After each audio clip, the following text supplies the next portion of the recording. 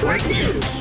Matagumpay na narecover ng Bureau of Fire Protection Special Rescue Force o BFP-SRF ang isang nawawalang individual sa isinagawang retrieval operation sa may barangay Kungan, Glan, Sarangani Province. Isa sa mga lugar na matinding naapektuhan ng landslide dulot ng lindol kamakailan. Ito ay matapos ang isinagawang search, rescue and retrieval operations para sa mga nawawalang nabaon sa ilalim ng lupa. Ang nasabing BFP-SRF ay binubuo ng BFP-SRF mula sa Region 10, 11, 12, BARM at Karga, maging ang BFP Region 12 Assessment Team, Philippine Coast Guard Search and Rescue Team, kasama ang SARDOG, MDRRMO Responders at Provincial Engineering Office. Natuntun ang lokasyon ng biktima. Naging maingat ang paghuhukay at patuloy na pagsubaybay sa hindi matatag na lupa upang matiyak ang kaligtasan ng lahat ng tauhan ng nasabing team. Isa lamang ito sa mga missing na pinaghahanap ilang araw na matapos mangyari ang lindol.